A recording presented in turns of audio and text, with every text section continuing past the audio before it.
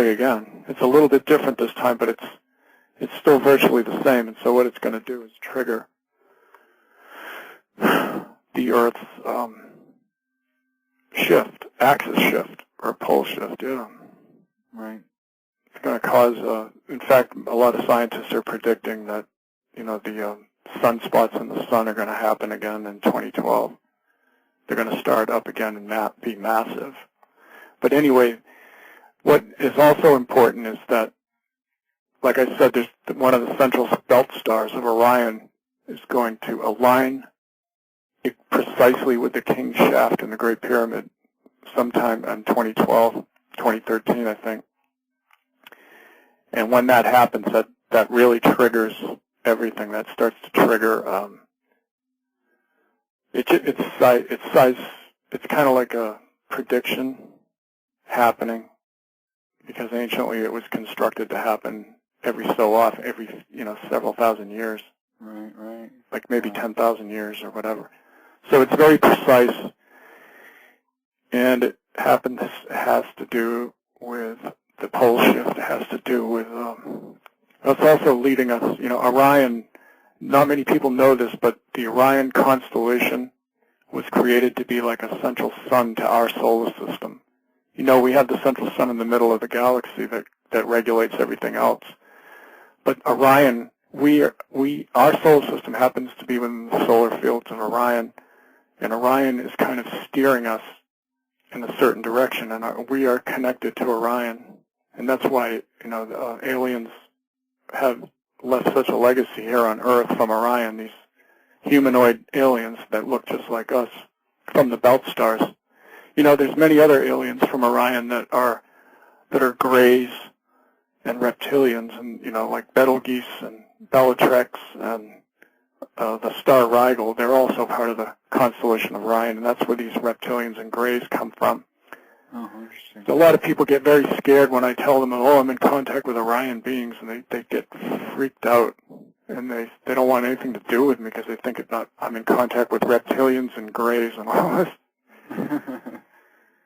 Well, that's just... But I have seen them, and some of these grays and some of these reptilians are not all that mean. It's a total lie that people have been led to swallow and believe that, all these grays are evil and even some reptilians are evil. Not all of them are. Some of them are very humane. I've met a couple of the reptilians. In fact, there are grays and reptilians in the Pine Bush, New York area. I've seen a couple of the reptilians in that area have contacted me telepathically. Out of the body, I've had out-of-the-body travels, and I've met up with them. And they're very nice. There's nothing, Well, it's an amazing story, and I'm totally right there with you. I've had a lot of experience with out-of-body stuff, too. So it's fascinating how this all goes kind of hand in hand. It does, doesn't it? It really does. Well, Phil, I want to thank you so much for coming on to the show. It's fascinating stuff, and I can't wait to see what happens. And I hope you write a book and put out a video. And where can people go to your website again?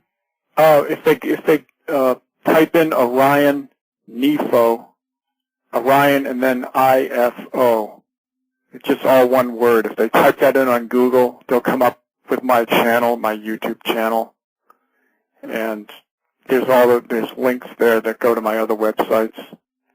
And if they just type in anything by Orion NIFO or Orion IFOs, okay.